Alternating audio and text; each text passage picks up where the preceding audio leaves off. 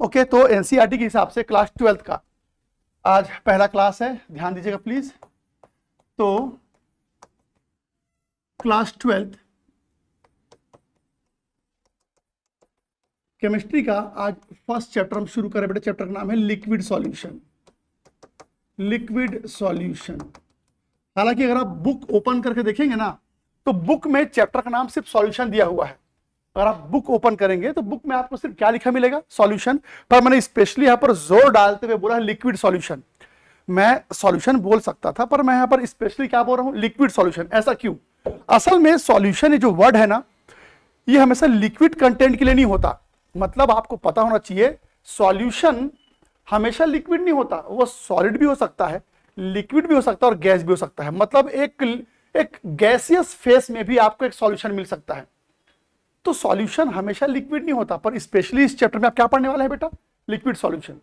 तो अगर solution liquid नहीं हो सकता है या हो सकता है, तो हम तीनों फेस को एक साथ देख चलते हैं। मैं आपको एग्जांपल बताता हूं। आपको पता है एक सॉल्यूशन का एक्चुअल मीनिंग क्या होता है?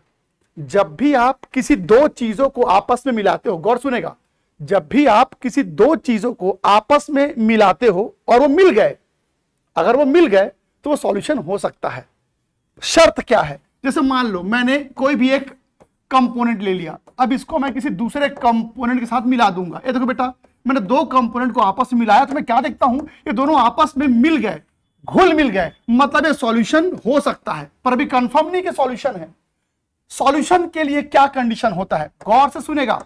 जब भी आप किसी दो चीजों को आपस में मिलाते हो और वो मिल जाते हैं, तो बेटा वो सॉल्यूशन हो सकता है। पर वो सॉल्यूशन है कि नहीं, ये चेक करने के लिए आपको ये देखना पड़ता है कि आपने जिन दो चीजों को मिलाया है, उसमें कोई एक कंपोनेंट का साइज लेस देन 1 नैनोमीटर होना चाहिए, बस। क्या समझे आप? दुनिया का कोई भी दो कंपोनेंट आपस में मिला दो, liquid liquid, solid liquid, gas gas, कुछ भी मिला दो, बस एक बात ध्यान रखना है, जब भी आप किसी दो चीजों को मिलाते हो और वो मिल गए और उन दोनों कंपोनेंट में से कोई एक कंपोनेंट 1 नैनोमीटर से छोटा हुआ, क्या कहलाएगा बेटा, वो सॉल्यूशन। तो सॉल्यूशन के लिए शर्त क्या है कि जब भी आप किसी दो चीजों को आपस में मिलाते हैं, बैठिए प्लीज, जब भी आप किसी दो चीजों को आपस में मिलाते हो और उस मिक्सचर में कोई एक कंपोनेंट इस रेंज में आ जाए, तो समझ जाना आपने क्या बना दिया है बेटा, सॉल्यूशन। मैंने कहा इस बात से कोई फर्क नहीं पड़ता कि आपने क्या लिया है, आप solid solid, liquid solid, liquid liquid, gas gas, कुछ भी ले सकते हैं। बस शर्त क्या है, दो चीजें आपस में मिलनी चाहिए, पहला पॉइंट। और दूसरा पॉइंट, उन दो कंपोनेंट में से कोई एक कंपोनेंट इस रेंज में होना चाहिए। क्या बन गया बेटा, वो सॉल्यूशन। पर हम किस टाइप का सॉल्यूशन पढ़ने वाले हैं बेटा, लिक्विड। तो अब ये तो तय हो चुका है कि हमको इस चैप्टर में लिक्विड सॉल्यूशन पढ़ना है। अच्छा ठीक है, अब चलिए मैं आपको लिक्विड सॉल्यूशन के बारे में कुछ चीजें बताता हूं। याद रखो चैप्टर का नाम ही है सॉल्यूशन। तो इतना तो आप समझ गए होंगे कि आपको सॉल्यूशन के बारे में हर चीज समझना है। सॉल्यूशन कैसे बनता है, सॉल्यूशन को कैसे बनाया जा सकता है, सॉल्यूशन बनाते समय किन बातों का ध्यान रखा जाए, क्या करने पर सॉल्यूशन ज्यादा स्टेबल बनेगा, और एक बार अगर सॉल्यूशन बन गया तो उसमें क्या क्या प्रॉपर्टी होता है, सॉल्यूशन आपने बनाया क्यों है, बना तो लिया पर बना के करोगे क्या, ये सब आपको इस चैप्टर पढ़ने को मिलेगा। पहले बात करते हैं लिक्विड सॉल्यूशन कैसे बनता है। सभी को पता है सॉल्यूशन बेसिकली दो चीजों से मिलकर बनता है बेटा, सॉल्यूट और सॉल्वेंट, करेक्ट। तो सॉल्यूशन दो चीजों से मिलकर के बनता है, सॉल्यूट और सॉल्वेंट। ओके, ये सभी को मालूम है, लेकिन आप मुझे एग्जांपल बताना शुरू करेंगे बेटा। सबसे पहले ये बताओ, क्योंकि मैंने यहां पर लिक्विड सॉल्यूशन लिख दिया है, तो मेरे ख्याल से आप समझ ही गए होंगे यहां पर सॉल्वेंट मुझे क्या लेना है बेटा, लिक्विड। जब भी आप लिक्विड सॉल्यूशन बनाते हो ना, तो सॉल्वेंट हमेशा लिक्विड ही लेंगे, सॉल्वेंट हमेशा लिक्विड लेंगे। हाँ, सॉल्यूट क्या लेंगे, तो सॉल्यूट जो होता है ना बेटा, वो सॉलिड भी हो सकता है, वो लिक्विड भी हो सकता है, और वो गैस भी हो सकता है। पर बस इतनी सी बात आपको याद रखनी है कि जब जब लिक्विड सॉल्यूशन बनाना होता है तो सॉल्वेंट हमेशा क्या लेंगे आप लोग, लिक्विड। एग्जांपल बताइए मेरे को किसी सॉल्वेंट का जिसको आप यूज करके एक सॉल्यूशन बनाते हो। आमतौर पर जब भी हम सॉल्यूशन बनाते हैं तो सॉल्वेंट के फॉर्म में क्या लेते हैं, वाटर। एक आइडियल एग्जांपल है वाटर, एक आइडियल एग्जांपल है वाटर। पर आपको पता है बेटा सॉल्वेंट तो बहुत सारे होते हैं, like acetone, ether, toluene, benzene, carbon tetrachloride, chloroform. ये देखो, ये जितने भी मैंने यहां पर मॉलिक्यूल्स लिखे हैं ना, ये सब लिक्विड होते हैं और ये सब सॉल्वेंट भी होते हैं। तो इस चैप्टर में ये सारी चीजें आपको दिखाई देंगी। किस फॉर्म में बेटा? सॉल्वेंट के फॉर्म में। पर आपको पता है, इन सबको तो शायद आप पहली बार सुन रहे हैं, मतलब सॉल्वेंट के फॉर्म में पहली बार सुन रहे हैं। हम तो अक्सर जब भी सॉल्वेंट वर्ड सुनते हैं तो दिमाग में क्या आता है बेटा? वाटर आता है। वाटर, ये ज्यादा से ज्यादा एल्कोहल भी आ जाता है, एल्कोहल। तो अब क्वेश्चन ये उठता है कि जब भी मैं सॉल्वेंट वर्ड सुनता हूं तो मेरे दिमाग में सबसे पहले वाटर क्यों आता है? क्योंकि वाटर को सबसे ज्यादा यूज किया जाता है किस फॉर्म में? सॉल्वेंट के फॉर्म में। ऐसा क्यों? अरे भाई, सॉल्वेंट तो बहुत सारे हैं, पर जब भी हम सॉल्वेंट वर्ड दिमाग में लाते हैं तो सबसे ज्यादा वाटर हमारे दिमाग में आता है। ऐसा क्यों होता है? क्योंकि वाटर, गौर सुनना, वाटर का एक प्रॉपर्टी होता है डाई इलेक्ट्रिक कांस्टेंट। वाटर में एक खास प्रॉपर्टी है डाई इलेक्ट्रिक कांस्टेंट, और वाटर का डाई इलेक्ट्रिक कांस्टेंट हाईएस्ट होता है। वाटर का डाई इलेक्ट्रिक कांस्टेंट हाईएस्ट होता है, जिसके कारण वाटर अपने अंदर जितनी चीजों को घोल सकता है और कोई नहीं घोल सकता। अरे भाई, आप सॉल्यूशन बना रहे हैं तो दो चीजों को मिलाना भी तो है आपको। तो ये तो ऑब्वियस सी बात है कि आप कोई ऐसा सॉल्वेंट लोगे ना जिसमें आप ज्यादा से ज्यादा तरह के चीजों को मिला सके। तो वाटर को ही सबसे ज्यादा क्यों यूज करते हैं सॉल्वेंट के फॉर्म में? क्योंकि वाटर का डाई इलेक्ट्रिक कांस्टेंट सबसे ज्यादा होने के कारण वाटर अपने अंदर जितनी सारी चीजों को घोल सकता है और कोई नहीं घोल सकता। इसीलिए वाटर को हम क्या बोल देते हैं? Universal solvent. हाँ, पर याद रखना, इस चैप्टर में वाटर तो सॉल्वेंट के फॉर्म में आपके सामने आएगा ही, यह सब भी आपको देखने को मिलने वाला है। ठीक है, तो सॉल्वेंट एक काम करते हैं, अभी के लिए सॉल्वेंट हम वाटर को मान के चलेंगे बेटा। अभी के लिए हम सॉल्वेंट वाटर को मान के चलेंगे। चलो अब एक काम करते हैं, सॉल्यूट के बारे में बात करते हैं। तो अब आप मुझे कुछ ऐसे सॉल्यूट बताओ जो सॉलिड होते हैं और वाटर में घुल जाते हैं, क्योंकि याद रखना, घोलना है आपको, घुलेगा नहीं तो सॉल्यूशन नहीं बनेगा। तो बताओ मुझे किसी सॉलिड का एग्जांपल बताओ जिसके बारे में आप जानते हो कि वाटर में आसानी से डिसॉल्व हो जाता है या सॉल्युबल हो जाता है। शुगर और salt like NaCl, KCl, K2SO4, MgSO4, ये सब सॉल्ट है बेटा। तो जितने भी सॉल्ट होते हैं ये सॉलिड होते हैं और ये पानी में आसानी से घुल जाते हैं। क्या कारण है? ये आसानी से इस तरफ आ जाए बेटा, ठीक है। हाँ चलो, हाँ तो मैं क्या बोल रहा था, कोई भी सॉलिड अगर वाटर में घुल रहा है तो जानते हो क्यों घुलता है बेटा? क्योंकि ये आयनिक होते हैं। तो कंडीशन याद रखिएगा, कोई भी सॉलिड अगर वाटर में डिसॉल्व हो रहा है तो उसका एक ही कंडीशन है कि पक्का वो सॉलिड कैसा होगा, बताएंगे मेरे को? आयनिक। तो कोई भी सॉलिड पानी में नहीं घुल जाता। कंडीशन क्या है? वही सॉलिड पानी में घुलेगा जो कैसा होगा? आयनिक। एग्जांपल आपके सामने है, कैम्फर भी सॉलिड है पर पानी में नहीं घुलता। नेपथलीन बॉल भी सॉलिड है पर पानी में नहीं घुलता, क्योंकि वो क्या नहीं होते बेटा? आयनिक। तो वाटर में वही सॉलिड घुलेगा जो क्या होगा? आयनिक होगा। इसमें भी एक कंडीशन है, इसमें एक छोटा सा कंडीशन है, और कंडीशन ये है, इधर देखो, बेरियम सल्फेट, आपको पता है बेरियम सल्फेट भी आयनिक होता है लेकिन पानी में नहीं घुलता। बेरियम सल्फेट भी आयनिक है लेकिन ये पानी में नहीं घुलता। ये पानी में तो क्या, किसी चीज में नहीं घुलता। ये जो बेरियम सल्फेट है ना बेटा, ये किसी भी चीज में नहीं घुलता, इवन एसिड में भी नहीं घुलता। आपको मालूम होना चाहिए कि जो चीज पानी में नहीं घुलता उसका एसिड के अंदर घुल जाने के चांसेस होते हैं, पर बेरियम सल्फेट किसी एसिड में भी डिसॉल्व नहीं होता। अभी क्या हो गया? मैंने तो बोला था कि कोई भी चीज अगर आयनिक होगा, कोई भी सॉलिड अगर आयनिक होगा तो पानी में घुल जाएगा, पर बेरियम सल्फेट भी आयनिक है, ये तो पानी में नहीं घुलता। उसका कारण क्या है? तो अब आपको दो बातें याद रखनी है। पहला, आयनिक का होना तो जरूरी है, पर एक और बात है बेटा, NaCl पानी में घुल जाता है। आपने बोला NaCl पानी में घुल जाता है। कोई भी कंपाउंड जब आयनिक होता है, गौर सुनेगा, कोई भी कंपाउंड जब आयनिक होता है तो बेटा जैसे ही वो वाटर के अंदर जाता है ना तो वो टूट जाता है। सबको मालूम है NaCl वाटर में जाते ही टूट जाता है, क्या बनता है? Na+Cl-। तो गौर से सुनिएगा, जब भी कोई आयनिक कंपाउंड वाटर में जाता है तो वो टूट जाता है, और जब वो टूट जाता है तो बोलते हैं वो घुल गया। तो डिसोसिएट होना जरूरी है। तो कोई भी कंपाउंड वाटर में जाने के बाद जब डिसोसिएट हो जाए तब बोलते वो घुल गया। पर वो डिसोसिएट कैसे होते हैं? आप इस बात को कैसे भूल सकते हैं कि सोडियम में पॉजिटिव चार्ज होता है और क्लोराइड में नेगेटिव चार्ज, तो बेटा इनके बीच अट्रैक्शन तो होगा ना, इनके बीच अट्रैक्शन तो होगा ना। फिर भी जब NaCl को पानी में डालते हैं तो टूट जाता है। तो अब मुझे याद आया कि Na और Cl के बीच में बहुत स्ट्रॉन्ग अट्रैक्शन होता है, फिर भी पानी में जाने के बाद ये क्यों टूट जाता है? क्योंकि बेटा इसको ना एक एनर्जी मिल जाती है, उस एनर्जी को बोलते हैं लैटिस एनर्जी। अब एनर्जी कहां से मिलता है? एटमॉस्फेयर से मिल जाता है। तो NaCl जैसे ही वाटर में गया टूट गया, क्योंकि उसको तोड़ने के लिए एक एनर्जी आसपास उसको मिल जाती है। उस एनर्जी क्या बोलते हैं बेटा हम लोग? Lattice energy.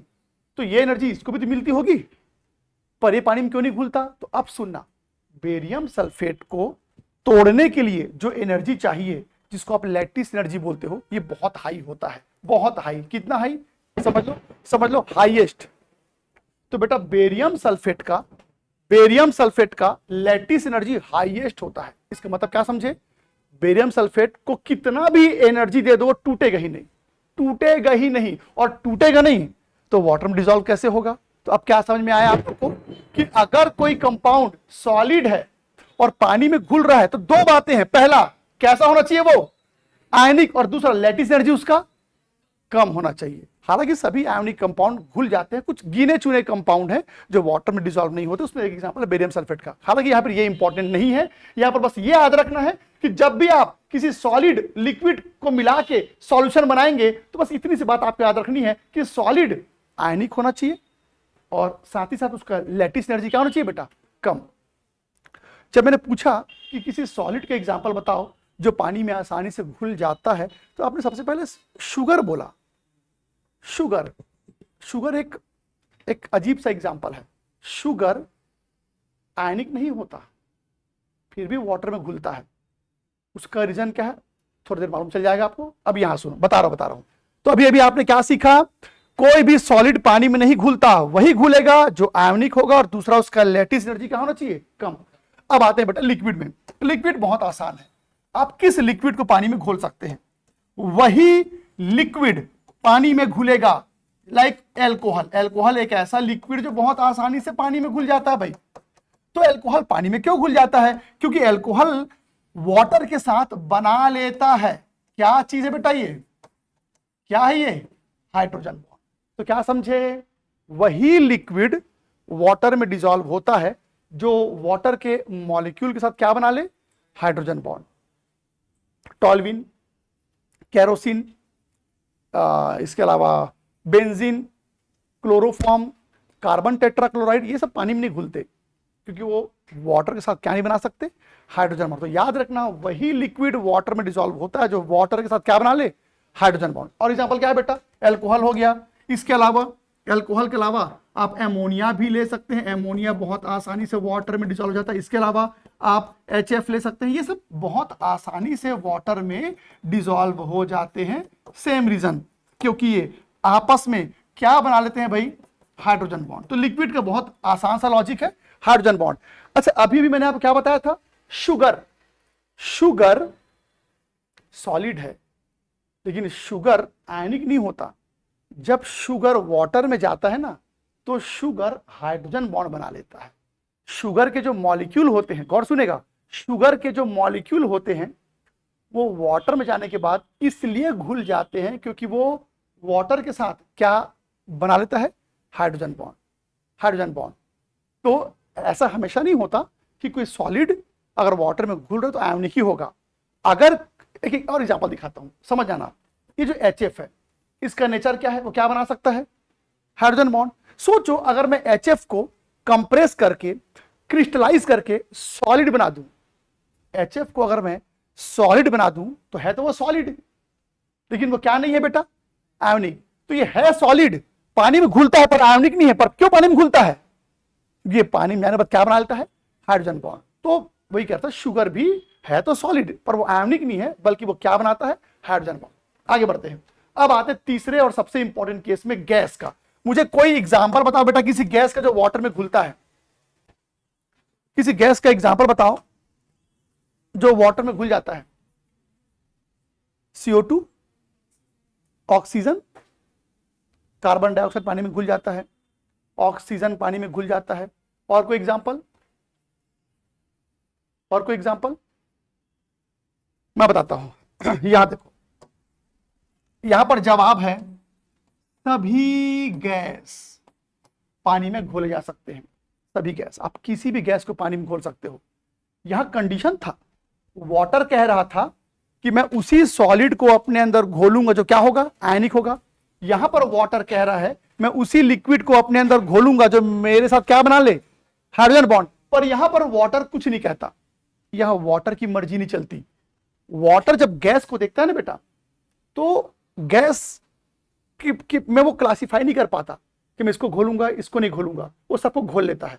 हाँ, वो बात अलग है, किसी को ज्यादा अच्छे से घोलेगा, किसी को कम अच्छे से घोलेगा, पर घोलेगा जरूर। तो आखिर क्वेश्चन ये उठता है कि यहां पर वाटर की मर्जी क्यों नहीं चलती? वाटर सभी गैस को कैसे घोल लेता है अपने साथ? तो इसको ध्यान से सुनेगा। मैं आपको ना वाटर का स्ट्रक्चर दिखाता हूं बेटा। वाटर के अंदर जो H2O के मॉलिक्यूल्स होते हैं, ये देखो, वाटर के अंदर ये देखिए, ये H2O के मॉलिक्यूल्स हैं। अब जल्दी से बताइए, वाटर के अंदर ये जो H2O के मॉलिक्यूल आपको दिख रहे हैं, ये आपस में कौन से अट्रैक्शन से जुड़े होते हैं भाई? Hydrogen bond. मालूम है ना, वाटर के अंदर भी तो कौन सा अट्रैक्शन होता है, हाइड्रोजन बॉन्ड। तो ये लीजिए, ये मैंने वाटर के अंदर जो H2O होता है उनके मैंने स्ट्रक्चर बना लिए। अब जरा गौर से देखिए, अब जरा गौर से देखेंगे,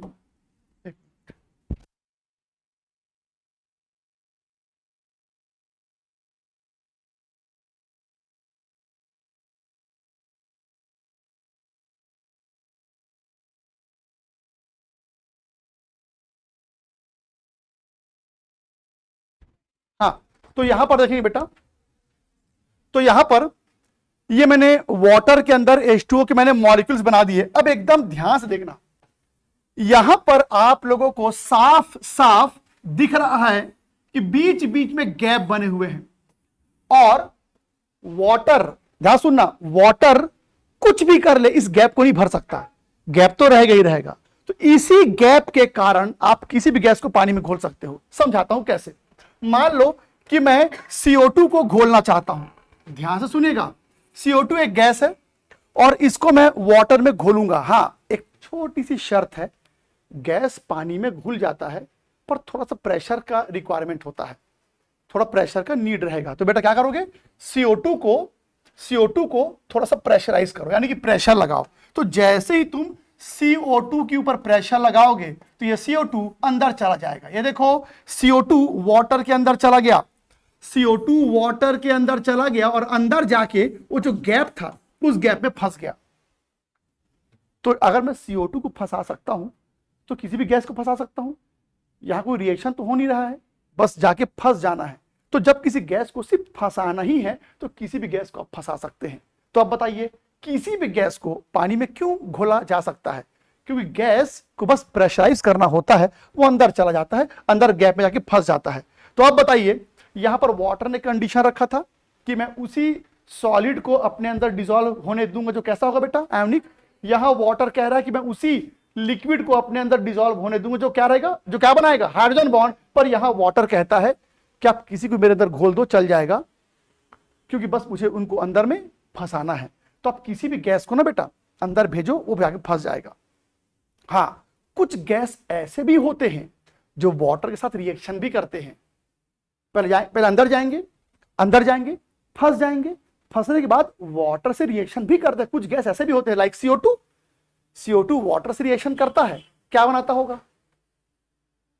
हाँ, CO2 वाटर में जाते ही ना कार्बोनिक एसिड बना लेता है, कार्बोनिक एसिड। और बताऊंगा एग्जांपल। तो अभी हम लोग रिएक्शन के बारे में नहीं पढ़ रहे हैं, अभी हम सिर्फ सॉल्युबिलिटी के बारे में बात कर रहे हैं। तो गौर से सुनिएगा, फिर से रिपीट करता हूं, किसी भी गैस को वाटर के अंदर डिसॉल्व किया जा सकता है, बस क्या लगाना पड़ता है बेटा, प्रेशर। हाँ, वो बात अलग है कि कुछ गैस ऐसे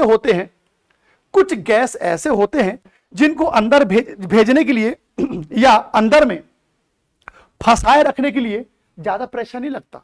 पर कुछ गैस ऐसे होते हैं जो जल्दी अंदर नहीं जाते और चले भी जाएंगे ना तो अंदर में फंसा के उनको रखना थोड़ा मुश्किल होता है। समझाता हूं कैसे।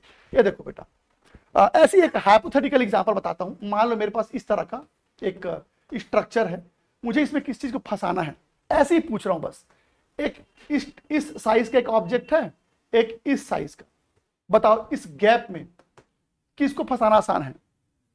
पहले वाले को।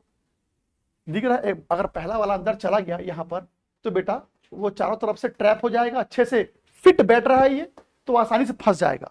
आसानी से फंस जाएगा मतलब इसे घोलना आसान है। तो क्या समझे? जो बड़े बड़े साइज वाले मॉलिक्यूल होते हैं, जिनका मॉलिक्यूलर मास ज्यादा होता है, उनको फंसाना आसान है, यानी कि डिसॉल्व करना आसान है।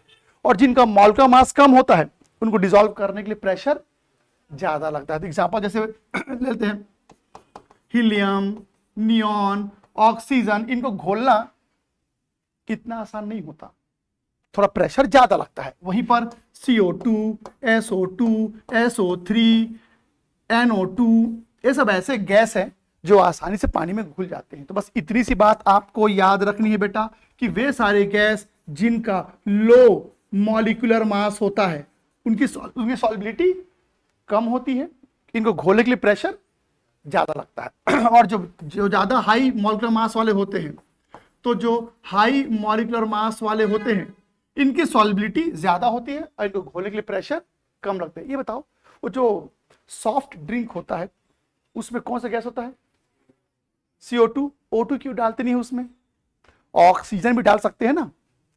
जो सॉफ्ट ड्रिंक का बॉटल है उसमें ऑक्सीजन भी डाल सकते हैं, पीने में उतना ही मजा आएगा, सेहत भी बन जाएगी, पर क्यों नहीं डालते उसको? पहला कारण महंगा है, दूसरा ऑक्सीजन कंपैरिजन में CO2 घोलना ज्यादा इजी। समझिए क्यों? क्योंकि इसका मॉलिक्यूलर मास कम होता है, तो यहां पर CO2 को डिसॉल्व करना ज्यादा आसान होता है। तो ये अच्छा, सॉफ्ट ड्रिंक पीने पर अक्सर एसिडिटी या पेट खराब होने वाला इश्यू आता है, क्योंकि मैंने अभी क्या बताया था, CO2 पहले फंसता है, फिर फंसने के बाद वाटर से रिएक्शन कर लेता है और क्या बनाता है? Carbonic acid. इन शॉर्ट वो जो सॉफ्ट ड्रिंक होता है उसमें एसिड ही समझ लो एक प्रकार से। कौन सा एसिड बेटा?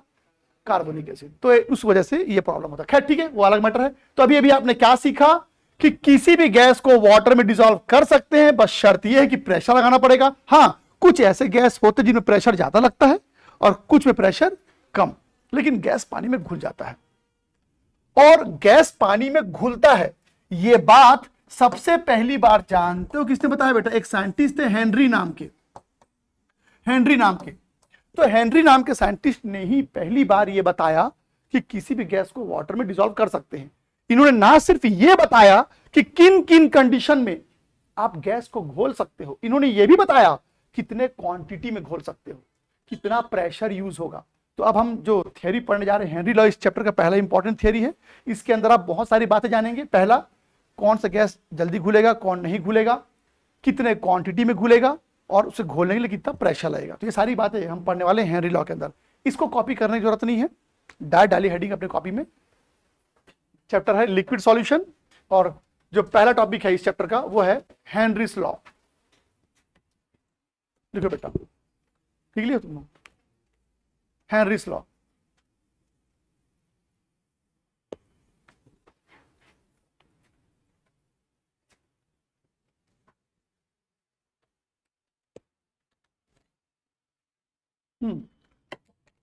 ठीक है, तो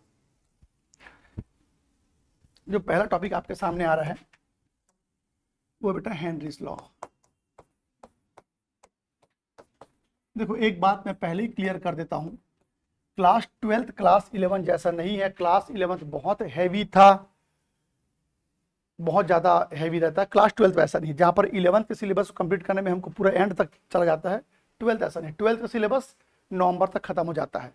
सिर्फ 12th में एक ही चीज है जो ये डिसाइड करेगा कि आपका 12th में स्कोर कैसा होगा, वो है बेटा ऑर्गेनिक।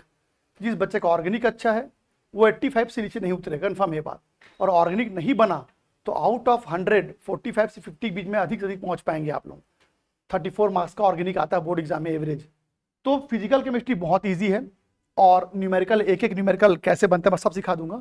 जब ऑर्गेनिक स्टार्ट होगा तब उस समय थोड़ा सा आपको कॉन्शियस रहना पड़ेगा। चलो हेनरी लॉ क्या बोलता है बेटा? अभी अभी मैंने बताया कि हेनरी लॉ हमको यह बताता है कि गैस को पानी में घोला जा सकता है, पर क्या लगाना पड़ता है? प्रेशर। चलो एक काम करते हैं, मैंने कंटेनर ले लिया, इस कंटेनर के अंदर बेटा मैंने वाटर ले लिया। ये देखो, सपोज मैंने इसके अंदर ले लिया 1 लीटर वाटर, 1 लीटर वाटर ले लिया। अब ध्यान से देखेंगे, अब मैंने वाटर लिया है तो अंदर मुझे किसके मोल्स दिखाई देंगे? वाटर के। ये देखो, number of moles of water, number of moles of water, number of moles of water. आप देख सकते हो अंदर आपको वाटर के मोल्स दिखाई दे रहे हैं, सिर्फ वाटर के मोल्स, क्योंकि सिर्फ वाटर ही आपके पास। अब मैं क्या करूंगा, इसमें गैस, किसी गैस को अंदर भेजूंगा बेटा। गैस को अंदर भेजने के लिए क्या लगाना पड़ता है? प्रेशर। तो मैं यहां पर प्रेशर लगाऊंगा, और जैसी प्रेशर लगाऊंगा तो गैस अंदर चला जाएगा, और जैसी गैस अंदर जाएगा तो अब आपको अंदर में वाटर के मोल्स के अलावा किसके मोल्स दिखाई देंगे? गैस के। ये देखो, number of moles of gas, number of moles of gas, number of moles of gas. तो अब आपको अंदर में 2 चीजें दिखाई दे रही हैं, एक वाटर के मोल्स, एक गैस के मोल्स। तो अब बताओ, जैसे मैंने प्रेशर बढ़ाया, गैस के मोल्स अंदर पहुंच गए, तो मैं कहूंगा गैस घुलना शुरू हो गया, और जितना ज्यादा प्रेशर लगाऊंगा गैस उतना ही ज्यादा घुलेगा। तो क्या मैं ऐसा कह सकता हूं कि जितना ज्यादा प्रेशर आप लगा रहे हैं गैस उतना ही ज्यादा सॉल्युबल हो रहा है? तो सॉल्युबिलिटी डायरेक्टली प्रोपोर्शनल है किसके? प्रेशर के। तो हेनरी लॉ यही तो कहता है बेटा, हेनरी लॉ कहता है किसी भी गैस की जो सॉल्युबिलिटी है, सॉल्युबिलिटी ऑफ अ गैस, किसी भी गैस की जो सॉल्युबिलिटी है वो डायरेक्टली प्रोपोर्शनल होगा किसके? प्रेशर। जितना ज्यादा प्रेशर लगाएंगे गैस उतना ही ज्यादा सॉल्युबल होगा। लेकिन आपको पता है सॉल्युबिलिटी को मोल फ्रैक्शन के टर्म में नापते हैं, सॉल्युबिलिटी को मोल फ्रैक्शन बोलते हैं, मोल फ्रैक्शन। यानी मैं कहूंगा ना सॉल्युबिलिटी बढ़ रहा है तो मैं इन शॉर्ट क्या बोलने की कोशिश कर रहा हूं? मोल फ्रैक्शन बढ़ रहा है, तो सॉल्युबिलिटी को मोल फ्रैक्शन बोलते हैं बेटा। तो मैंने यहां पर लिख दिया solubility of gas is directly proportional to pressure. तो ऐसा भी तो लिख सकता हूं, mole fraction of gas is directly proportional to क्या बेटा? प्रेशर। यानी कि जितना ज्यादा प्रेशर लगाओगे गैस का मोल फ्रैक्शन बढ़ेगा, यानी गैस की सॉल्युबिलिटी बढ़ेगी। अच्छा, मोल फ्रैक्शन मतलब क्या होता है? मोल फ्रैक्शन मतलब सिंपल भाषा में मोल्स ही होते हैं। मोल फ्रैक्शन बढ़ रहा है मतलब मोल्स बढ़ रहा है। देखो जरा ध्यान से, मैंने प्रेशर लगाया, अंदर किसके मोल्स आ गए? गैस के। गैस के मोल्स आ गए तो गैस का मोल फ्रैक्शन बढ़ गया। गैस का मोल फ्रैक्शन बढ़ गया मतलब क्या बढ़ गया बेटा? सॉल्युबिलिटी। तो याद रखना, मोल फ्रैक्शन मतलब मोल्स ही होता है। किसी चीज का मोल फ्रैक्शन ज्यादा है मतलब उसके मोल्स ज्यादा है। अच्छा जी, अब इस प्रोपोर्शनैलिटी साइन को हटाऊंगा तो एक कांस्टेंट साइन दूंगा बेटा के। अब यहां पर इस के को मैं नीचे ले आता हूं, इसको मैंने ऐसे लिख दिया। अरे जो 1/k है ना, इस 1/k को ना KH भी लिखते हैं बेटा, इस 1/k को KH भी लिखा जाता है। और यूं समझ लो ये आपका पहला फॉर्मूला है हेनरी लॉ का न्यूमेरिकल बनाने के लिए। अब इस KH को क्या बोलते हैं? ये जो KH आप देख पा रहे हैं बेटा, इस KH को ना हेनरीज कांस्टेंट बोलते हैं, इसको हेनरीज कांस्टेंट बोलते हैं। इसका कोई फिक्स वैल्यू नहीं होता, जैसे R का वैल्यू होता था, एक कांस्टेंट होता ना R। तो ये एक ऐसा कांस्टेंट है जिसका कोई फिक्स वैल्यू नहीं होता। क्यों फिक्स वैल्यू नहीं होता? क्योंकि अलग अलग गैस के लिए अलग अलग टेम्परेचर पे इसका वैल्यू अलग अलग होता है। तो कितना सारा याद रख पाओगे? तो इसका हम कोई फिक्स वैल्यू पहले से याद नहीं करते, वो एग्जाम में दिया रहता है। अच्छा, अब एग्जाम में एकदम डायरेक्ट क्वेश्चन आएगा, प्रेशर दिया रहेगा, हेनरी कांस्टेंट दिया रहेगा, सॉल्युबिलिटी निकालो बोलेगा। तो सॉल्युबिलिटी पूछेगा तो क्या निकालना है आपको? Mole fraction. या फिर बोल देगा इतने सॉल्युबिलिटी के लिए कितना प्रेशर चाहिए, तो क्या निकालना है आपको? P। ठीक है, अब इसी रिलेशन को और आगे बढ़ाता हूं बेटा मैं, जल्दी से बताइए। xg यहां पर क्या है? Mole fraction. मोल फ्रैक्शन कैसे निकालते हैं याद है आपको? अगर 2 चीजें हैं, अगर आपके पास 2 चीजें हैं A और B, और मैं कहूंगा चलो A का मोल फ्रैक्शन निकालो, कैसे निकालते बेटा? Number of moles of A, number of moles of A plus number of moles of B, यही तरीका होता है।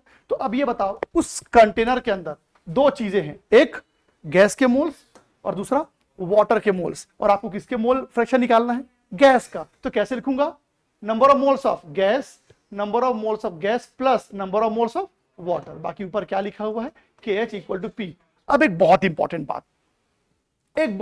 बात, इस थियरी में जब बच्चा ये समझ जाता है ना कि सॉल्युबिलिटी प्रेशर के डायरेक्टली प्रोपोर्शनल है, तो फिर वो लिमिट के बारे में सोचना छोड़ देता है।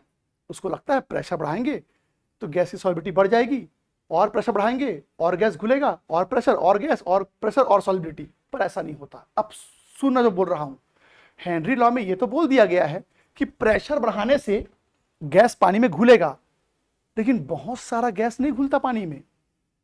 एक बहुत अजीब सी चीज आपको बताता हूं, सॉल्युबिलिटी के बारे में एक पॉइंट बताता हूं आपको मैं। ये बताओ, लास्ट ईयर हमने मोलारिटी, मोलालिटी, नॉर्मेलिटी पढ़ा है। मोलारिटी क्या है? सॉल्युबिलिटी। नॉर्मेलिटी क्या है? Solubility. Molarity, molality, normality, mole fraction, ये सब सॉल्युबिलिटी होता है बेटा। अरे भाई, अगर मैं बोलूंगा मेरे पास एक HCl का सॉल्यूशन है, मैं कहूंगा मेरे पास HCl का सॉल्यूशन है और यहां पर इसकी मोलारिटी है 0.1, इसकी मोलारिटी है बेटा 0.2, तो इसका मतलब यह निकलता है कि दोनों में HCl अलग अलग क्वांटिटी में घुला हुआ है। यही ना होता है। तो आप थोड़ा दिमाग पर जोर डालो। क्लास 11 में आपने मोलारिटी, मोलालिटी, नॉर्मेलिटी के हालांकि बहुत सारे क्वेश्चन हम लोग नहीं किए थे, हो सकता है आपको याद नहीं आएगा, पर मैं थोड़ा सा याद दिलाता हूं। जब जब आप लोग न्यूमेरिकल बनाए हो, मोलारिटी, मोलालिटी, नॉर्मेलिटी, आंसर क्या आता था या किस टाइप का आता था? 0.1, 0.01, 0.2, अधिक से अधिक। एक बार भी आपका आंसर 5 आया है? नहीं। आप अब थोड़ा सोच याद आएगा, अरे हाँ, आज तक हमने एक भी न्यूमेरिकल ऐसा बनाया ही नहीं है जिसमें मोलारिटी, मोलालिटी, नॉर्मेलिटी 0.1, 0.2, 0.3 से आगे जाए। मतलब सोच रहे हो, पानी में शक्कर घोले तो मोलारिटी आए 0.1, पानी में नमक घोले तो मोलारिटी आए 0.1, यानी आज तक आपने नमक को भी ज्यादा नहीं घोला है, शुगर भी ज्यादा नहीं घुलता। अच्छा, आपको लगेगा एक ग्लास पानी में ढेर सारा नमक घोल दूं तो मोलारिटी बहुत हाई हो जाएगा, पर आपको पता है मोलारिटी को हम लोग एग्जैक्ट नंबर ऑफ मोल से काउंट करते हैं। तो मैं क्या कहना चाहता हूं, सुनो, कभी भी अगर आपको ऐसा लगे कि मैंने ढेर सारा कोई चीज घोल दिया है, तो याद रखना आपको लग रहा है कि आपने बहुत सारा चीज घोला है, पर बहुत सारा चीज नहीं घुला होता है। तभी तो मोलारिटी 0.1, 0.01 ऐसी ऐसी तो आंसर आता है। तो इसका यह मतलब निकला कि बात गैस की नहीं है बेटा। किसी भी चीज को पानी में जब घोलते हैं तो बहुत सारा नहीं घुलता। भले आपको लग जाएगा कि एक गिलास पानी है, आधा गिलास शक्कर घोल दिया, ऐसा आपको लगेगा, पर जब नंबर ऑफ मोल्स काउंट करो तब फंस जाओगे। समझाता हूं मेरे बोलने क्या मतलब है, सुनो ध्यान से। 1 लीटर वाटर में, आपको पता है 1 लीटर वाटर में वाटर के नंबर ऑफ मोल्स कितने होते होंगे? मैं बताता हूं। 1 लीटर वाटर में वाटर के नंबर ऑफ मोल्स जानते हो कितना होता है? 55.5। ये छोटा वैल्यू है कि बड़ा वैल्यू है कि बहुत बड़ा वैल्यू है? मोल्स की बात कर रहा हूं, ये बहुत बड़ा वैल्यू है। वरना मोलारिटी क्या आता है? 0.1, 0.2, उससे तो कई गुना बड़ा है ये। तो समझ रहे हो, 1 लीटर वाटर में 55.5 मोल्स क्या होते हैं बेटा? H2O। और थोड़ा इजी कर दूं, चलो मोल्स को हटा देते हैं। 55.5 को मल्टीप्लाई कर दो 6.022 10 टू द पावर, क्या लिखा है बेटा? कल्पना कर पा रहे हैं आप? 1 लीटर वाटर में इतना सारा H2O का मॉलिक्यूल होता है। एक वर्ड सुने हो, अनगिनत, शायद इसी को बोलते हैं अनगिनत, काउंट ही नहीं कर सकते। 10.23 लिखा है भाई। तो समझ रहे हो, 1 लीटर वाटर में इतने सारे H2O के मॉलिक्यूल्स होते हैं। ये बहुत बड़ा वैल्यू है। और आपको पता है, आप कितना भी प्रेशर लगा दो बेटा, जो अंदर गैस जा रहा है ना, उसके मोल्स इस फिगर का मुकाबला नहीं कर पाएंगे। मैंने कहा, आप गैस को कितना भी अंदर भेजने की कोशिश करो, अंदर जो गैस के मोल्स गए हैं ना, उसका नंबर इस नंबर के आसपास भी नहीं आएगा। जानते हो कितना गैस घोल सकते हो आप? फिर वही क्या 0.1, 0.2, कोई कंपैरिजन है ये? तो अब एक बहुत बड़ा कंफ्यूजन बच्चों में रहता है कि प्रेशर लगाने से जब गैस घुल जाता है तो प्रेशर लगाते रहेंगे, गैस घुलता रहेगा। ऐसा नहीं होता। गैस घुलता तो है, पर वो हमेशा एक लिमिट में घुलता है। ये हेनरी लॉ का लिमिटेशन है, ध्यान सुनना। हेनरी लॉ का एक लिमिटेशन है कि गैस कब तक घुलेगा। तो जब तक प्रेशर लो रहता है, लो मतलब 0.5 atm, 0.8 atm, 0.9 atm, ठीक है, 5 atm मत यूज कर देना, बर्तन फट जाएगा आपका, पर गैस नहीं घुलेगा। तो हेनरी लॉ का एप्लीकेशन क्या है? प्रेशर लगाने से गैस घुल जाता है, पर लिमिटेशन क्या है? बहुत सारा नहीं घुलता है। तो फिर वापस आता हूं कहानी में। तो बताइए मेरे को, गैस अंदर चला तो गया, पर गैस के मॉलिक्यूल्स, मैंने कहा गैस के मॉलिक्यूल्स वाटर के मॉलिक्यूल के सामने छोटे, कितने छोटे? बहुत छोटे। तो मैंने बोला बेटा गैस के नंबर ऑफ मोल्स वाटर के नंबर ऑफ मोल के सामने बहुत छोटा होता है। तो जल्दी बताओ, वाटर के मोल्स के सामने गैस के मोल्स इतने छोटे हैं कि क्या मैं उसको वाटर के मोल के सामने से नेग्लेक्ट कर सकता हूं? हाँ जी कर सकता हूं, तो कर देते हैं फिर चलो। तो मैंने इसको इसको इसके सामने से नेग्लेक्ट कर दिया, क्या बचा बेटा Ng, और यहां क्या बचा, सिर्फ मैंने नेग्लेक्ट कर दिया उसको। आगे बढ़ते हैं, KH इक्वल टू P। लीजिए ये आपका दूसरा फॉर्मूला तैयार हो गया। तो अभी आपको आगे चल के न्यूमेरिकल बनाना है। तो ये एक फॉर्मूला है न्यूमेरिकल के लिए, ये एक फॉर्मूला है न्यूमेरिकल के लिए। अब कब कौन सा न्यूमेरिकल कब कौन सा फॉर्मूला यूज करेंगे मैं आपको बता दूंगा। आगे बढ़ते हैं, अब फॉर्मूला आगे बढ़ चुका है। अब एक क्वेश्चन और पूछूंगा बेटा, N मतलब क्या होता है भाई, नंबर ऑफ मोल्स। और नंबर ऑफ मोल्स कैसे निकालते हैं, हाँ given mass upon molecular mass, यानी weight upon molecular weight. Number of mole निकालते कैसे हैं, वेट अपॉन मॉलिक्यूलर वेट। तो बताओ बेटा यहां पर किसका मोल्स निकाल रहा हूं मैं, गैस का। तो number of moles of gas, number of moles of gas कैसे निकालूंगा, weight of gas upon molecular weight of gas. आगे बढ़ते हैं, ऊपर क्या लिखा हुआ पहले से KH, और नीचे क्या लिखा है बेटा NW, यहां क्या बच गया P। लीजिए ये तीसरा फॉर्मूला आ गया। तो हेनरी लॉ के कुछ भी क्वेश्चन आए, हेनरी लॉ से कुछ भी क्वेश्चन आए, बस ये 3 फॉर्मूला ही आपको यूज करना है, इसके अलावा और कोई फॉर्मूला नहीं है। एनसीईआरटी में 5 या 6 क्वेश्चन है हेनरी लॉ के, और सारे क्वेश्चन इसी फॉर्मूला से बनेंगे। अब कब कौन सा फॉर्मूला यूज करना है, बहुत आसान है बेटा। अगर क्वेश्चन में बोलेगा मोल फ्रैक्शन निकालो तो ये फॉर्मूला यूज करेंगे। अगर क्वेश्चन में बोलेगा मोल्स निकालो, मोल्स, ये फॉर्मूला यूज करेंगे। और क्वेश्चन में बोलेगा वेट निकालो तो ये फॉर्मूला यूज करेंगे। तो क्वेश्चन पढ़ के ये समझने में आपको दिक्कत नहीं होगा कि कौन सा फॉर्मूला यूज करना है, वो आप आराम से चुन लेंगे। प्लीज कॉपी करेंगे इसको,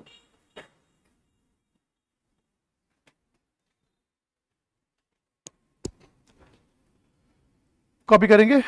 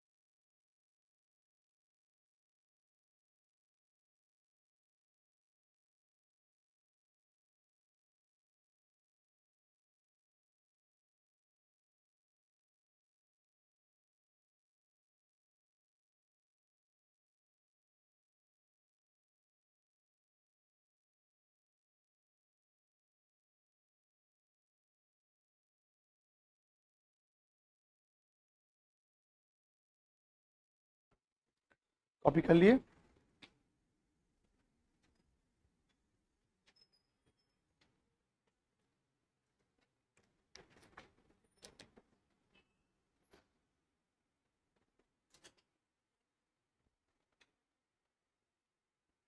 ठीक है बेटा,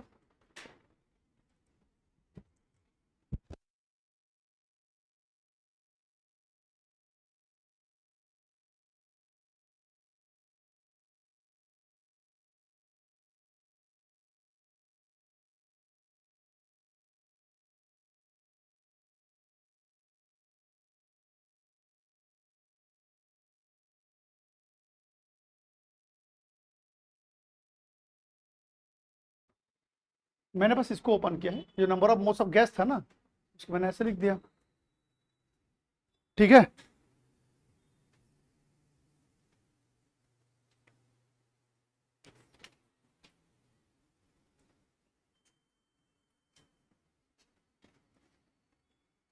कॉपी कर ली। तो हेनरी लॉ के न्यूमेरिकल बहुत इजी रहते हैं, आराम से बन जाएंगे आपसे। ओके, अब चलिए यहां पर हेनरी, जो हेनरीज कांस्टेंट है ना, इसके एप्लीकेशन के ऊपर बहुत क्वेश्चन आता है बेटा। हेनरीज कांस्टेंट के इसके ऊपर कुछ क्वेश्चन आते हैं, और हेनरीज लॉ के एप्लीकेशन में कुछ क्वेश्चन आते हैं। तो जो भी एनसीईआरटी पे कंटेंट बनता है मैं आपको दिखाता हूं। ये सबने कॉपी कर लिया है ना, तो चलो ये, हाँ बेटा,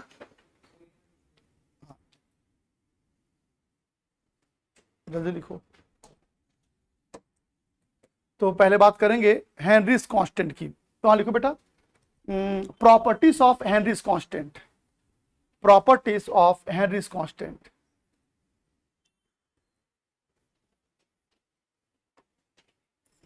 प्रॉपर्टीज ऑफ हेनरीज कांस्टेंट। ऐसे डायरेक्ट अगर लिखवा दूंगा तो थोड़ा सा याद करने के बराबर हो जाएगा, पर इसको लॉजिकली समझने की कोशिश करोगे तो बहुत आसानी से इसके सारे पॉइंट आपको याद हो जाएंगे। बस एक बात आपको याद रखना है, हेनरीज कांस्टेंट के ऊपर बहुत सारे मैं आपको अभी पॉइंट्स बताऊंगा, पर वो ना अगर डायरेक्ट बता दिया जाए तो थोड़ा सा लगता है उसको याद करना पड़ेगा, लेकिन इसको थोड़ा थोड़ा सा लॉजिकल में कन्वर्ट करता हूं, दिखाता हूं मैं आपको। बस इतनी सी बात याद रखनी है कि हमारे पास जो फॉर्मूला था बेटा, हमारे पास जो फॉर्मूला था, इस फॉर्मूला को मैं ऐसे भी लिख सकता हूं, ये देखो, ये देखो ऐसा। इसका ये मतलब निकला, इसका ये मतलब निकला, ये देखो यहां पर बेटा हेनरी कांस्टेंट नीचे है और सॉल्बिलिटी ऊपर है, ऊपर नीचे है, यानी कि इनवर्सली प्रोपोर्शनल है। क्या समझ में आया? गैस की सॉल्बिलिटी अगर ज्यादा होगी तो हेनरी कांस्टेंट कम होगा, मतलब जिस गैस की सॉल्बिलिटी ज्यादा होगी उसका हेनरी कांस्टेंट कम होगा। अब सॉल्बिलिटी कब ज्यादा होता है, कब कम, ये आपको पता होना चाहिए। तो अब यहां पर ध्यान सुनेंगे, किसी भी गैस की सॉल्बिलिटी कब ज्यादा होगी और कब कम, अगर आपको ये पता है तो हेनरी कांस्टेंट आपको अपने आप समझ में आ जाएगा। दिखाता हूं कैसे। पहले बात करते हैं बेटा यहां पर effect of molecular mass. Effect of molecular mass, जल्दी बताना। जिस गैस का मॉलिक्यूलर मास ज्यादा होता है उसका सॉल्बिलिटी, सॉल्बिलिटी ज्यादा, जिस गैस का मॉलिक्यूलर मास ज्यादा, सॉल्बिलिटी ज्यादा, तो हेनरी कांस्टेंट कम। करेक्ट? तो हम इसको ऐसे बोल सकते हैं कि सॉल्बिलिटी, सॉल्बिलिटी डायरेक्टली प्रोपोर्शनल है बेटा किसके, मॉलिक्यूलर मास के, तो फिर इनवर्सली प्रोपोर्शनल किसके, केएच के। अच्छा ऐसे पूछ रहा हूं मैं, दो कंटेनर है, दोनों में मैंने गैस घोला हुआ है, एक का टेम्परेचर ज्यादा है, एक का टेम्परेचर कम है, किस में लगता है ज्यादा गैस घुलेगा? मतलब गैस को पानी में घोलने के लिए टेम्परेचर कम रखना चाहिए कि ज्यादा? कम रखना चाहिए, क्योंकि गलती से टेम्परेचर बढ़ाओगे तो गैस घुलना बंद कर देगा, और अगर ज्यादा बढ़ा दोगे तो घुला हुआ गैस बाहर निकल जाएगा। तो गैस कम टेम्परेचर में घुलता है अच्छे से, टेम्परेचर बढ़ाओगे तो निकलना चालू कर देगा। इसको आप ऐसे भी समझ सकते हो बेटा, इधर देखो, इधर देखो, यहां पर आपने गैस को घोला है ना कहीं CO2 चारों तरफ से किसी इंटरेक्शन से जुड़ा हुआ है। अब अगर टेम्परेचर बढ़ाओगे तो CO2 यहां पर रह नहीं पाएगा, वो तुरंत यहां से निकल के बाहर चला जाएगा। तो याद रखना, टेम्परेचर कम रखने से गैस अच्छे से घुलता है। तो इसका क्या मतलब समझे, जल्दी बताना मेरे को। मैंने बोला, एक मिनट, दूसरा पॉइंट है यहां पर, दूसरा पॉइंट है बेटा इफेक्ट ऑफ टेम्परेचर। क्या रिलेशन बनेगा बताओ, सॉल्बिलिटी और हेनरी कांस्टेंट का, सॉरी टेम्परेचर और हेनरी कांस्टेंट क्या रिलेशन बनेगा? इधर देखो, इधर देखो, सॉलिबिलिटी, सॉलिबिलिटी किसके इनवर्सली प्रोपोर्शनल है? टेम्परेचर के, यानी कि ज्यादा टेम्परेचर कम सॉलिबिलिटी, ज्यादा टेम्परेचर कम सॉलिबिलिटी, और सॉलिबिलिटी कम। आप बताइए मेरे को क्या हो जाएगा बेटा? तुमने बोला सॉल्बिलिटी बढ़ेगा अगर टेम्परेचर कम होगा तो, और अभी कुछ देर पहले बोले थे सॉल्बिलिटी बढ़ता जब केएच का वैल्यू कम होता। तो इन शॉर्ट ये दोनों आमने सामने हैं। तो ऐसा कह सकते हो बेटा कि टेम्परेचर और हेनरी कांस्टेंट एक दूसरे क्या होते हैं, डायरेक्टली प्रोपोर्शनल, एक दूसरे के क्या रहेंगे, डायरेक्टली प्रोपोर्शनल। तो ये दो इफेक्ट जो है बेसिकली आपको याद रखना पड़ेगा। प्लीज कॉपी कर लेंगे इसको, हेनरी कांस्टेंट।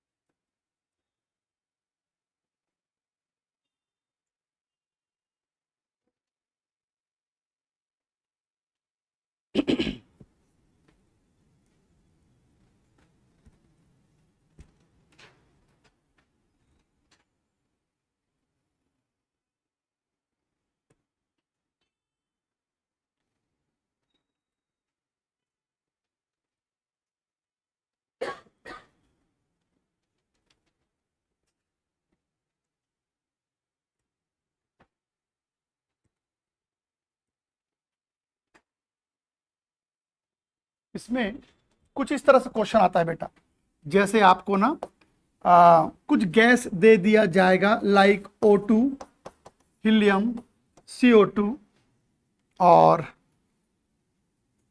NO2, और बोलेगा इन सभी मॉलिक्यूल्स को KH वैल्यू के अकॉर्डिंग ऑर्डर में अरेंज करो।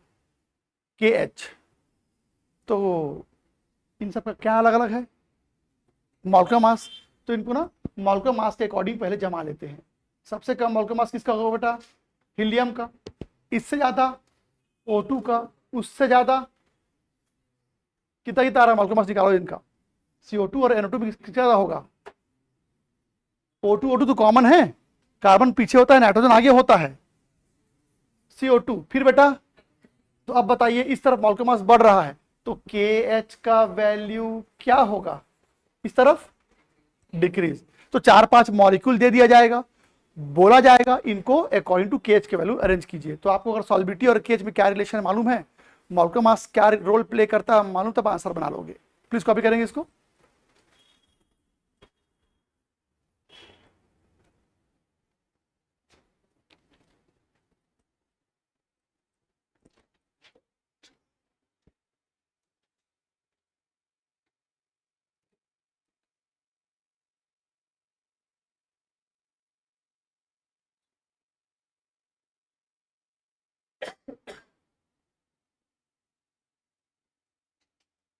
उसके बाद एक क्वेश्चन और आया था,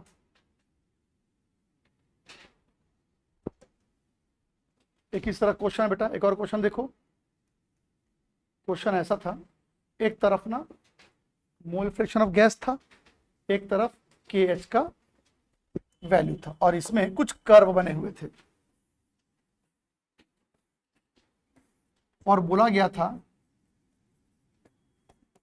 इसमें से कौन सा कर्व, ये थोड़ा सीधा है ना ये वाला, हाँ, ऐसा कौन सा कर्व है जो XG और KH के रिलेशन को सही साबित कर रहा है, कौन सा इसमें से लाइन है, ABCD में से कौन सा ऐसा लाइन है जो KH और XG के रिलेशन को सही साबित कर रहा है। मेरा क्वेश्चन ये है, सॉल्बिलिटी और KH एक दूसरे के,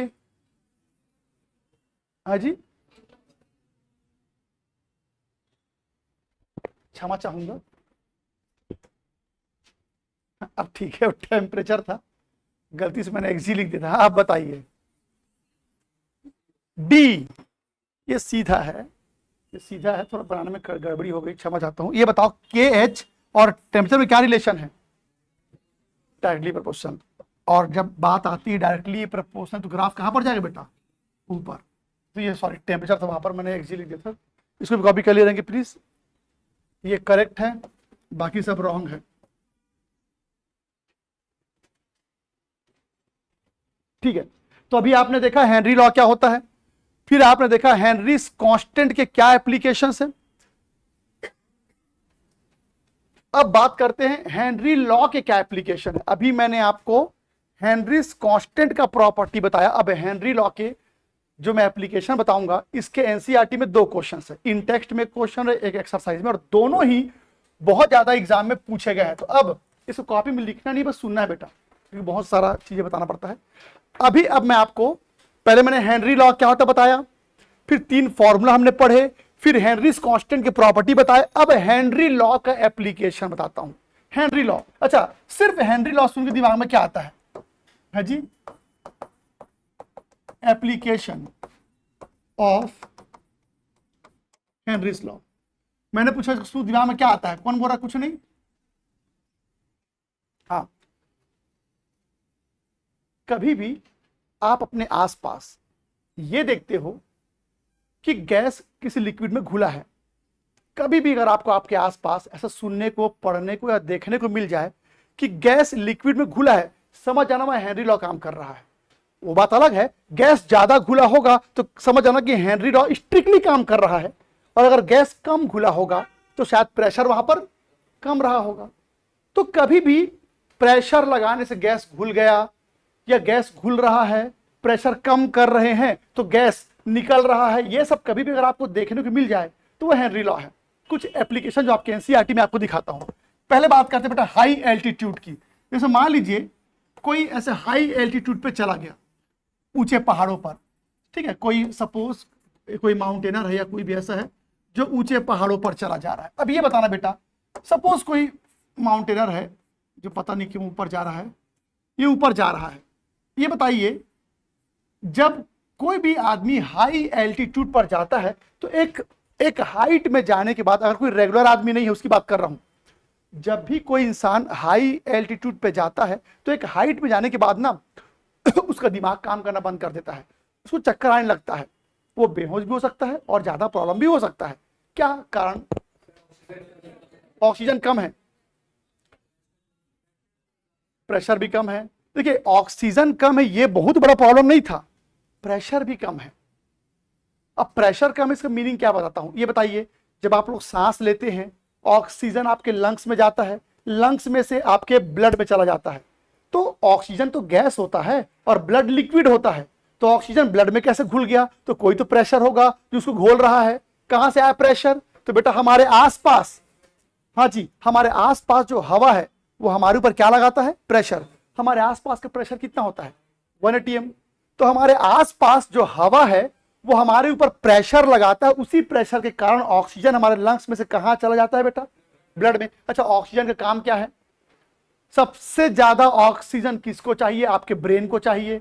तो अब बताओ, ये आदमी जब ऊपर जाता है तो बेटा हाई एल्टीट्यूड में ऑक्सीजन तो कम होता ही है, साथ ही साथ प्रेशर भी तो कम होता है। और हेनरी लॉ क्या बोलता है? प्रेशर कम होगा तो गैस भी कम घुलेगा। तो हाई एल्टीट्यूड में जब कोई आदमी सांस लेता है तो ऑक्सीजन लंग्स में तो चला जाता है, लेकिन लंग्स में से ब्लड में अच्छे से नहीं जा पा रहा है क्योंकि आसपास का प्रेशर कम है। तो जब इस आदमी के लंग्स में से ब्लड में गैस कम जाएगा तो दिमाग तक भी ऑक्सीजन कम पहुंचेगा, जिस कारण दिमाग का काम करने का पोटेंशियल जो है वो कम हो जाएगा या बिगड़ भी सकता है। इस बीमारी को या इस प्रॉब्लम को एनॉक्सिया बोलते हैं बेटा। इस टेम्पररी बीमारी को एनॉक्सिया बोलते हैं। एनॉक्सिया का मतलब होता है ऑक्सीजन की कमी हो जाना। तो हाई एल्टीट्यूड में हेनरी लॉ कैसे काम कर रहा है? प्रेशर कम है तो गैस भी ब्लड में कम घुल रहा है। चलो उसको नीचे लाते हैं, उसको पानी के अंदर ले चलते हैं। चलो अब सपोज हम जाएंगे बेटा पानी के अंदर, ठीक है। अब ये बताओ, ठीक है, कंफर्म करने के लिए पानी ही है वो, एक छोटा सा नाव बना देते हैं। वाह क्या बात है, ठीक है, बहुत गंदा बनाया है वैसे मैंने, वेरी गुड। ये देखो कोई पानी के अंदर पहुंच गया है, वो होता ना स्कूबा डाइवर्स, ये कोई स्कूबा डाइवर है, ये पता नहीं क्या कर रहा है पानी के अंदर, ठीक है। ये लीजिए ये एक स्कूबा डाइवर है। अब क्योंकि ये पानी के अंदर है तो ऑब्वियस है बेटा अपने साथ क्या लेके गया होगा? ऑक्सीजन का सिलेंडर। अच्छा, आपको ये पता है कि इस सिलेंडर के अंदर क्या होता है? ऑक्सीजन होता है, साथ में नाइट्रोजन भी होता है। ये जो पानी के अंदर जो डाइवर जाते हैं ना, उनके सिलेंडर में ऑक्सीजन तो होता ही है, नाइट्रोजन भी होता है। अब ध्यान सुनेगा, जो लोग पानी के अंदर जाते हैं उनको एक इंस्ट्रक्शन दी जाती है कि नीचे तो चले गए, पर जब ऊपर आओगे ना तो जल्दी जल्दी नहीं आना है आपको। नीचे चाहे जितना भी स्पीड से जाओ, पर जब ऊपर आओगे ना तो ऊपर आते समय आपको धीरे धीरे आना पड़ेगा। अगर आप जल्दी जल्दी बाहर आएंगे तो इस आदमी का बॉडी प्रॉब्लम में आ जाएगा। क्या प्रॉब्लम होगा इसको? गौर सुनना। जब ये आदमी पानी के अंदर है तो आपको ये तो पता है बेटा पानी के अंदर प्रेशर बहुत हाई होता है, पानी के अंदर प्रेशर बहुत हाई होता है, और ज्यादा प्रेशर होने के कारण ऑक्सीजन और नाइट्रोजन दोनों इस आदमी के ब्लड में बहुत ज्यादा घुल गया है। हेनरी लॉ कहता है ना बेटा कि प्रेशर ज्यादा होगा तो गैस भी ज्यादा घुलेगा। तो इस आदमी के अंदर, इसके बॉडी में जो ब्लड है उसमें ऑक्सीजन और नाइट्रोजन बहुत ज्यादा घुल गया है। अब ऑक्सीजन ज्यादा घुल गया है ये प्रॉब्लम नहीं है, वो तो अंदर जाएगा, यूज हो जाएगा, बाहर निकल जाएगा। अच्छा, ऑक्सीजन की यूज क्या है वैसे? ऑक्सीजन का क्या यूज है? ऑक्सीजन हमारे लंग्स में से ब्लड में जाता है, ब्लड ऑक्सीजन को लेके आपके पूरे बॉडी में घूमता है। आपके सेल में क्या रखा है? ग्लूकोज। तो ऑक्सीजन का काम है ग्लूकोज को जलाना और एनर्जी प्रोड्यूस करना, जिससे एनर्जी से आप जिंदा रहते हो। तो ऑक्सीजन तो यूज हो जाएगा बेटा, लेकिन नाइट्रोजन का क्या? जब ये आदमी दोबारा सांस छोड़ता है तो वो नाइट्रोजन जो है बबल्स बन के निकल जाता है, नाइट्रोजन बबल्स बन के निकल जाता है CO2 के साथ। पर अब सुनना क्या होता है, एनसीईआरटी के एक्सरसाइज का क्वेश्चन है कि ऐसे लोगों को ऊपर आते समय धीरे धीरे आने के लिए क्यों बोलते हैं? अगर एकदम से बाहर आएगा ना तो इसके बॉडी के साथ वही होगा जो एक कोल्ड ड्रिंक बॉटल के साथ होता है। समझाता हूं कैसे।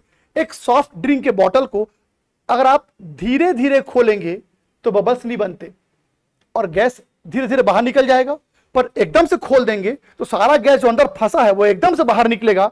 उस चक्कर में क्या बनाता है वो बबल्स। तो बेटा इस आदमी को एकदम से बाहर लाओगे तो एकदम से प्रेशर से बाहर आ जाएगा, प्रेशर कम हो जाएगा, और एकदम से जब प्रेशर हटता है तो अंदर घुला हुआ गैस क्या बना देगा, बबल। तो इसके बॉडी में इतना ज्यादा नाइट्रोजन घुल गया है कि अगर ये आदमी एकदम से बाहर आएगा ना तो उसके बॉडी के अंदर जो नाइट्रोजन है वो एकदम से बाहर निकलने की कोशिश करेगा, जिसके चक्कर में वो बबल्स बनाएगा। आपके कैपिलरीज में, आर्टरीज में वो बबल्स बनाएगा। और अगर सोचिए आपके ब्लड वेसल्स में अगर बबल्स बन गए तो आपका हार्ट ब्लॉक हो सकता है। इस टेम्पररी बीमारी को बेंट कहा जाता है। इसका मतलब होता है हाथ पैर का अकड़ जाना, रैशेस आ जाना, ये सब होता है इसमें। तो क्वेश्चन है कि अंदर प्रेशर बहुत हाई था तो नाइट्रोजन बहुत ज्यादा घुल गया, एकदम से बाहर आएगा तो इसको प्रॉब्लम हो सकता है, क्योंकि प्रेशर हटेगा तो क्या बन सकता है, बबल्स। फिर क्वेश्चन आता दिमाग में, क्यों, आखिर नाइट्रोजन हमने क्यों घोला है ऑक्सीजन के साथ, सॉरी नाइट्रोजन को क्यों लेते हैं ऑक्सीजन के साथ, कौन बताएगा। उस सिलेंडर में ऑक्सीजन सिर्फ ले सकते थे ना, पर साथ में क्या है उसके, नहीं और कुछ, मैं बताता हूं इसमें नाइट्रोजन क्या कर रहा है। जब से हम पैदा हुए हैं ना, हमको प्योर ऑक्सीजन लेने की आदत नहीं है। अभी आप जब सांस ले रहे हो, एटमॉस्फेयर में जो हवा है उसमें ऑक्सीजन का परसेंटेज कितना है, तकरीबन 21%। तो आप जब से इस धरती पे आए हो 21% ऑक्सीजन ले रहे हो, तो बाकी परसेंट क्या है, दूसरा कोई गैस होगा, कुछ भी गैस हो सकता है, वो क्लोरीन, हाइड्रोजन, नाइट्रोजन, कुछ भी हो सकता है। यानी कि जब आप सांस लेते हो सभी गैस अंदर जाता है, पर ऑक्सीजन कितना परसेंट जा रहा है बेटा, 21% के आसपास, तो वही बस यूज हो रहा है, बाकी सब बाहर निकल जाता है। यानी कि हमको ऑक्सीजन 21% लेने का ही आदत है, तो इसमें भी ऑक्सीजन को 21% रखते हैं, बाकी परसेंटेज किसका होता है बेटा, नाइट्रोजन। हमको प्योर ऑक्सीजन लेने की आदत नहीं है, हमको प्योर ऑक्सीजन लेने की आदत नहीं है। गलती से अगर आप प्योर ऑक्सीजन ले लिए ना, आपको बॉडी प्रॉब्लम में आ जाएगा।